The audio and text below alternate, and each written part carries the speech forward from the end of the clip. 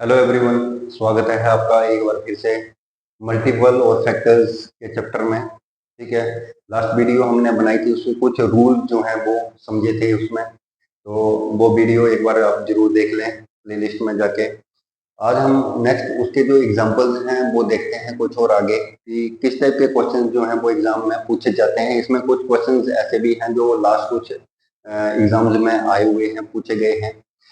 Video को अंत तक जरूर देखें और अगर वीडियो अच्छी लगे तो लाइक शेयर और सब्सक्राइब जरूर करें। ठीक है, तो आइए शुरू करते हैं। फर्स्ट क्वेश्चन है इसमें फर्स्ट क्वेश्चन है इसमें which of the following is factor of 36। 36 का फैक्टर क्या है, गुणनखंड क्या है। सीधा सीधा है, जब भी आपसे इस टाइप का क्वेश्चन पूछा जाएगा तो आपको क्या करना है, डिवाइड करके चेक करना है। ऑप्शन में जो भी ऑप्शन दिए हुए हैं आपके पास उनको ऑप्शन को एक एक करके इससे इसको डिवाइड करते चलना है। अगर कंप्लीट डिवाइड हो रहा है या यानी कि वही उसका आंसर होगा। तो 7 से 36, 7 जो है 7 के टेबल में 36 आता नहीं है, 11 के टेबल में भी नहीं आता। ठीक है, 13 के टेबल में 36 नहीं आता, बचा क्या 9। 9 के टेबल में 36 आता है, तो 9 जो है वो सही हो जाएगा हमारा। ठीक है। नेक्स्ट है which of the following is a multiple of 6 between 1 and 100। 1 और 1 और 100 के बीच में 6 के गुणनफल, 6 के गुणनफल क्या है। इसमें ऑप्शन में पूछा गया, ये 4 ऑप्शन भी दिए गए हैं आपके पास। ठीक है, इसमें देखना है आपको क्या करना है, 6 का टेबल देखना है। 6 के टेबल में कौन सा ऑप्शन जो है वो इसमें आ रहा है, कौन से ऑप्शन की संख्या जो है उसमें आ रही है। सिंपल है ये, सीधा अपने टेबल देखना है उसका, पहाड़ा पढ़ना है इसमें। ठीक है। 49 6 के टेबल में नहीं आता है, 53 भी 6 के टेबल में नहीं आता है। नेक्स्ट है 9 6 जा 54। 9 6 जा कितने होते हैं, 54 होते हैं। 45 जो है नहीं आता है, तो ऑप्शन सी जो है वो हमारा सही है इसमें। ठीक है, आगे देखते हैं।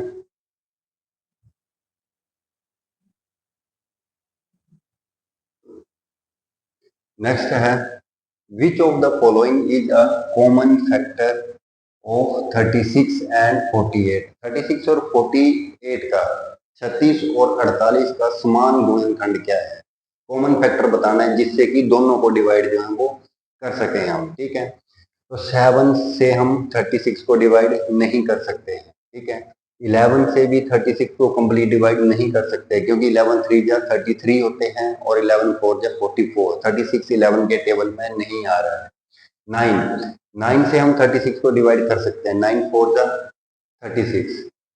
ठीक है, 9 चौके 36 होते हैं। ठीक है, लेकिन आगे 9 से 48 को भी डिवाइड करना है, चेक करना है अब ये 48 डिवाइड हो रहा है क्या।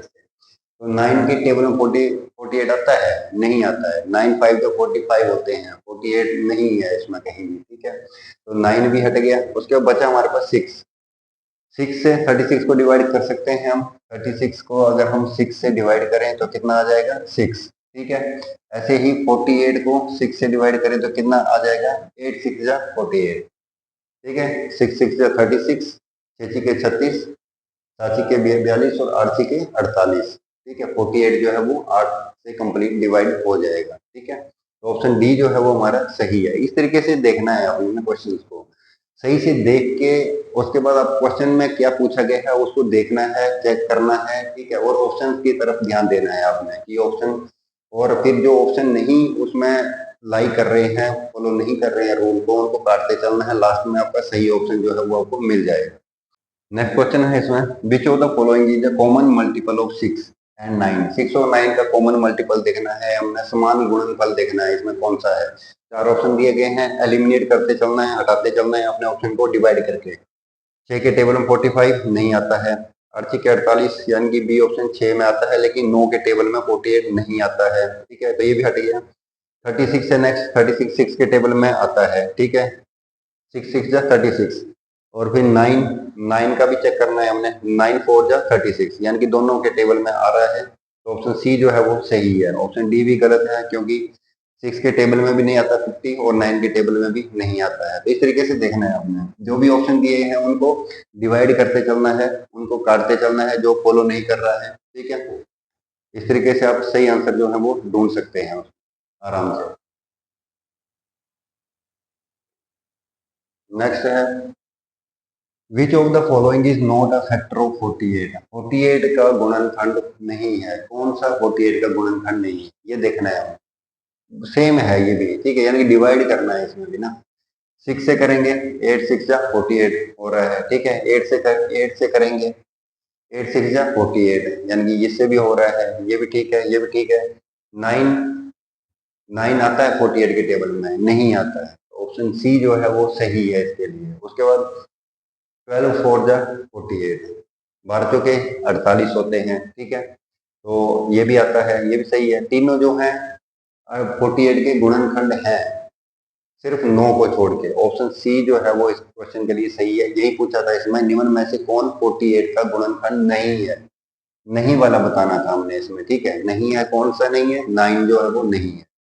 नेक्स्ट है, which of the following is a common multiple of 4 and 6? 4 और 6 का कॉमन मल्टीपल बताना है इसमें, ठीक है। 12 जो है 4 के टेबल में आता है, ठीक है। 6 के टेबल में भी आता है, 6 2 जा 12 होते हैं, 6 दूने 12 होते हैं। उसके बाद 14 14 4 के टेबल में नहीं आता है, ठीक है। 6 के टेबल में भी नहीं आता। 16 4 के टेबल में आता है, लेकिन 6 के टेबल में 16 नहीं आता, ठीक है। उसके बाद नेक्स्ट है 18 18 4 के टेबल में नहीं आता, 6 के टेबल में आता है। यानी कि एक सही हो रहा है, एक गलत हो रहा है, इसमें दोनों ही गलत हैं, ठीक है। तो हमारा सही कौन सा हुआ? ऑप्शन ए जो है वो सही है, ऑप्शन ए सही है। 4 और 6 का समान गुणनफल किसका है? 12 का। आगे देखते हैं।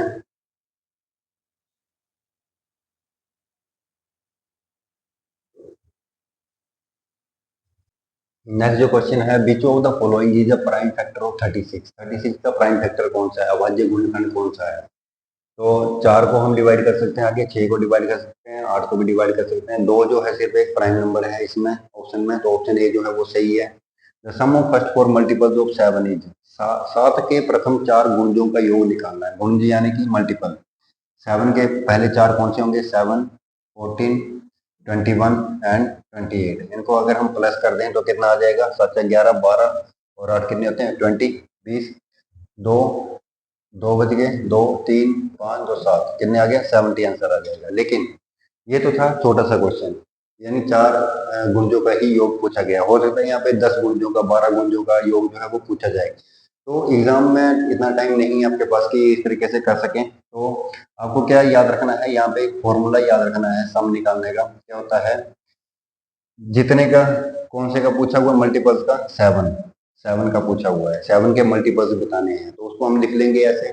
उसके साथ में अंदर लिख लेंगे कितने मल्टीपल पूछे हुए हैं। फर्स्ट 4 4 पूछा गया है, तो अंदर क्या लिखना है? पहले 4 प्लस करना, और सॉरी मल्टीप्लाई करना है इसमें। क्या? 4 में प्लस 1 करके, यानी कि कितना हो गया? 5। 4 में प्लस 1 करेंगे तो कितना हो जाएगा? 5 से मल्टीप्लाई करना है और डिवाइड कर देना है 2 से, ठीक है। अब इसको आगे आप कर सकते हैं। 2 2 जा 4, ठीक है, मल्टीप्लाई कर दीजिए। 7 5 2 जा 10, कितना हो जाएगा? 70। 70 आ गया आंसर आपके पास। तो ये वाला तरीका जो है आपको याद रखना पड़ेगा, ठीक है।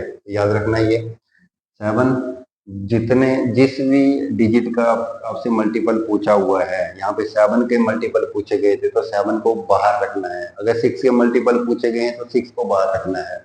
अंदर रखना कितने पूछे गए हैं मल्टीपल, उसको रखना है अंदर, मल्टीप्लाई करना है जितने पूछे गए थे उसमें एक और ऐड करके। अगर 6 पूछे गए हैं तो 7 से मल्टीप्लाई करना है, अगर 11 पूछे गए हैं तो 12 से मल्टीप्लाई करना है और डिवाइड 2 से करना है, ठीक है। सोल्व करके आप इस तरीके से निकाल सकते हैं। तो ऑप्शन बी जो है वो सही है इसमें, ठीक है। आगे देखते हैं।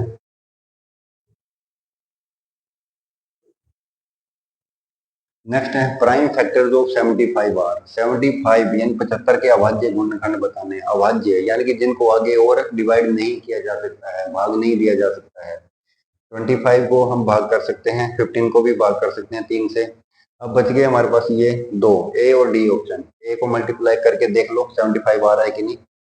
5 3 जा 15, 3 जा 45, ये 45 आ रहा है, यानी कि गलत है, हमें चाहिए 75, ठीक है। 5 3 जा 15, 15 5 जा 75, तो ऑप्शन डी जो है वो सही है, ठीक है। नेक्स्ट देखते हैं, प्राइम फैक्टराइजेशन ऑफ 2100। 2100 की प्राइम फैक्टराइजेशन। अब पहले ऑप्शन में चेक कर लेते हैं कहीं पर दिया हुआ है कि हम डिवाइड करना है, जिसमें पहले ऑप्शन में दिया हुआ है 15 को डिवाइड कर सकते हैं हम, तो ये हट जाएगा। सेकंड में दिया हुआ है 35, 35 को भी हम क्या है डिवाइड कर सकते हैं।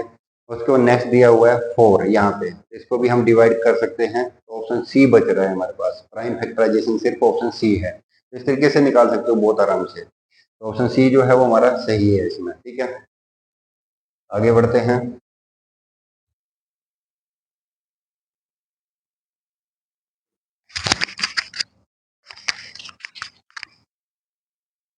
The smallest four-digit number with when expressed as a product of primes is। अभाज्य संख्याओं के गुणनफल के रूप में व्यक्त की जाने वाली सबसे छोटी 4 अंकों की संख्या, 4 अंकों की संख्या बतानी है इसमें। लेकिन क्या लिखा हुआ है इसमें, शब्द किसको ध्यान में रखना है, अभाज्य संख्या, ठीक है, प्राइम्स, प्रोडक्ट ऑफ प्राइम्स, ठीक है। तो फर्स्ट देखें अगर हम ऑप्शन, तो क्या है इसमें 8 दिया हुआ है, हटा दिया क्योंकि 8 प्राइम नंबर में नहीं आता है। 4 दिया है, 4 प्राइम नंबर में नहीं आता है, इसको हटा देंगे। उसके बाद डी ऑप्शन है 10 प्राइम नंबर में नहीं आता है, अभाज्य संख्या नहीं है, तो कौन सा ऑप्शन बचा, ऑप्शन सी। बिल्कुल आराम से कर सकते हैं हम। एलिमिनेशन मेथड, यानी कि एलिमिनेशन मेथड क्या होता है कि जो भी आपके ऑप्शन जो है वो काम के नहीं है उनको हटा दीजिए, आपके पास सही ऑप्शन जो है वो अपने आप निकल के आ जाएगा, मेहनत भी नहीं करनी पड़ेगी आपको ज्यादा, ठीक है। नेक्स्ट जो है हमारा common multiple of 9 and 7 between 1200 and 1300। 1200 1200 1300 के बीच में 9 और 7 का कॉमन मल्टीपल देखना है कोई हमने, कौन सा है इसमें, ठीक है। अब कॉमन मल्टीपल देखना है, ठीक है, तो दो, एक तो ये वाला हट गया आपसे पहले ही, ठीक है, 1100 1197 जो है वो हट गया। अब आप 9 से डिवाइड करके देख लो, 7 से डिवाइड करके देख लो, अलग अलग अगर हो जाता है तो ठीक है, नहीं तो दूसरे तरीके से भी आप कर सकते हैं। 9 और 7 दोनों को मल्टीप्लाई कीजिए, 9 इंटू 7 कितने होते हैं, 63। अब 63 से डिवाइड करके देख लीजिए ऑप्शन को। पहला ऑप्शन क्या है, 1260, पहला ऑप्शन है 1260, इसको हमने डिवाइड करना है 63 से। तो किससे जाएगा 63, 2 से चला जाएगा ये, ठीक है, 3 2 जा 6 और 6 2 जा 12, ठीक है, यहाँ पे जीरो है तो जीरो, यानी कंप्लीट डिवाइड हो गया ये, कंप्लीट डिवाइड हो गया, यानी कि ऑप्शन ए जो है वो सही है इसमें, सिंपल है ये भी, ठीक है। मल्टीप्लाई कर लो क्योंकि कॉमन है दोनों में ना, दोनों को डिवाइड कर सकते हैं, दोनों से डिवाइड कर सकते हैं उस संख्या को, तो यानी कि दोनों से डिवाइड कर सकते हैं, तो 63 से भी डिवाइड हो जाएगी वो संख्या, और 63 से जो कंप्लीट डिवाइड हो रही है वही हमारा आंसर आ जाएगा इसमें, क्या आ जाएगा, ऑप्शन ए 1260। नेक्स्ट आगे बढ़ते हैं।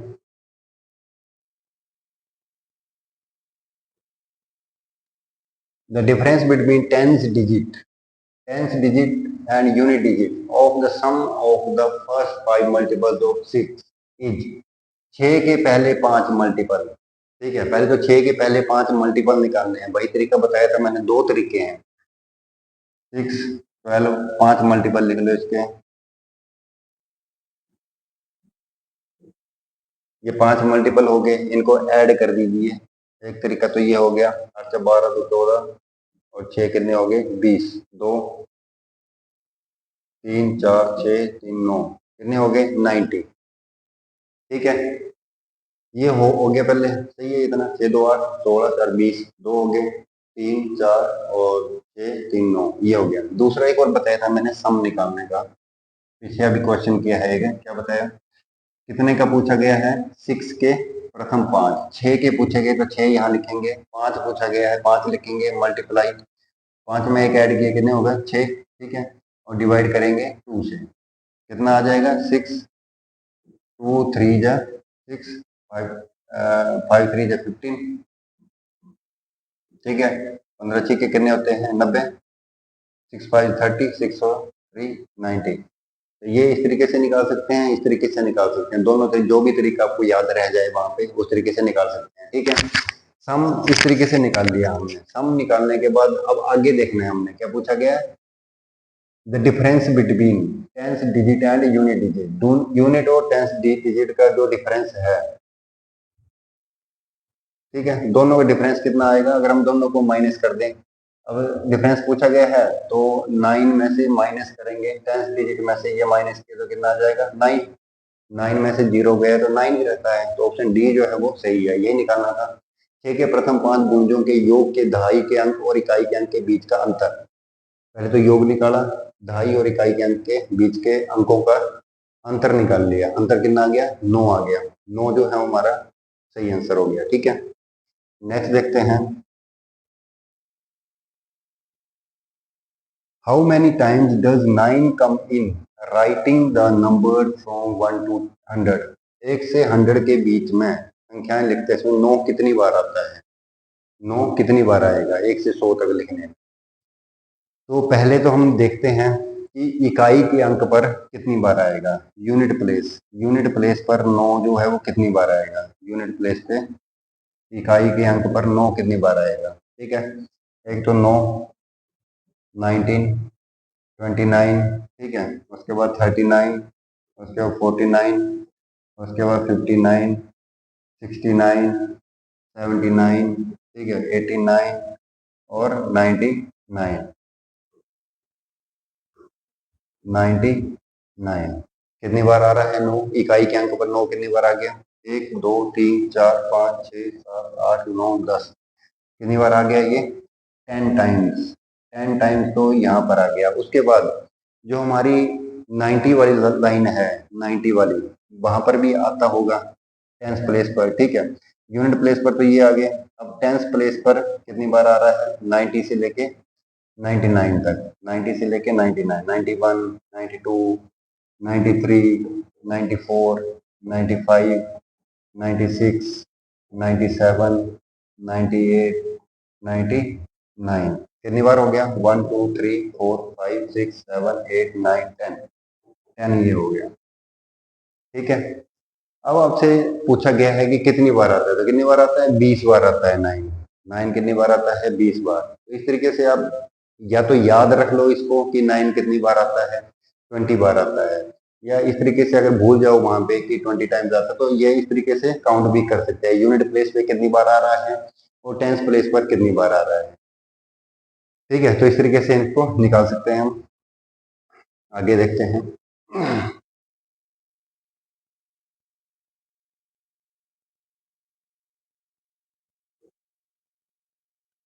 The number of prime factors of 105 is 105 के अभाज्य गुणनखंडों की संख्या है।